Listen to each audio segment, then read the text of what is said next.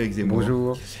Dans votre nouvelle chronique, vous revenez sur un événement qui semble anecdotique mais qui ne l'est pas à vos yeux. Le renvoi d'un animateur de télévision dénommé Tex pour une blague trop sexiste ou trop lourdingue. Oui, lourdingue, elle l'est, c'est incontestable. Vous la connaissez, c'est qu'est-ce qu'on dit à une femme qui a 2 yeux au beurre noir? On lui a déjà dit rien, on lui a déjà dit. Voilà, c'est pas d'une grande subtilité. C'est pas d'une grande subtilité, mais apparemment, d'après ce que je lis et ce que je comprends, cet animateur n'était pas habitué à faire des blagues subtiles. Mais là, en fait, n'est pas le problème. Le problème, c'est que c'est les conséquences. C'est qu'immédiatement, la secrétaire d'État à l'égalité homme-femme, Marlène Schiappa, alerte le CSA, de délation d'État. Ensuite, on a cet animateur qui est carrément renvoyé. Donc en fait, il perd son travail. Et il faut le mettre dans le contexte. Quelques jours plus tard, on a un footballeur, Antoine Griezmann, très célèbre, qui se grime en noir pour imiter, dans un hommage en plus, les joueurs, vous savez, noirs de la NBA, de basket américain. Il se fait insulter, on lui explique sur les réseaux sociaux qu'il a retrouvé une vieille pratique raciste du sud-américain du 19e siècle. Ensuite, on a une jeune Miss France qui dit « Ah bah ça serait bien, moi je suis rousse, avant il y avait une blonde, après il y a eu une brune. » Pour parler d'une Guadeloupéenne, elle dit « Une crinière de lionne ».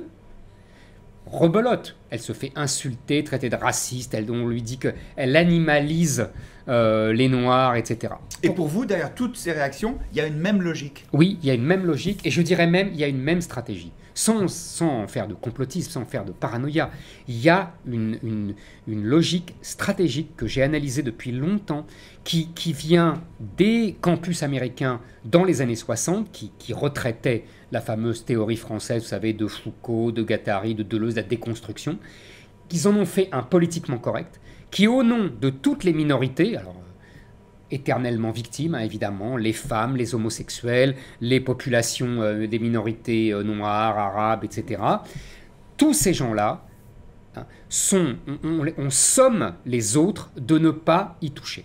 Et le moindre mot les concernant est immédiatement considéré comme une offense et comme une atteinte absolument scandaleuse. Mais ce qui est nouveau, c'est que avant, ces initiatives n'avaient pas de suite, alors qu'aujourd'hui, le système, l'État en l'occurrence, pour le renvoi d'un animateur d'une télévision publique, semble être passé dans ce camp. Oui, si vous voulez, ils jouent aux faibles, hein, ils sont des éternelles victimes, mais en même temps, ce sont eux les forts. C'est-à-dire que l'État est de leur côté, on le voit avec la secrétaire d'État, la justice est à leur service, ils pénalisent à tout va et ils judiciarisent le moindre propos inconvenant et la justice condamne, et les médias de gauche, les soutiennent vivement. On a là une machine très puissante, une espèce de rouleau compresseur qui n'a qu'un seul objectif, qui n'a un seul ennemi, le mâle blanc hétérosexuel, dont la culture, hein, que ce soit la plus élevée ou la plus basse, on le voit avec les blagues de bas niveau,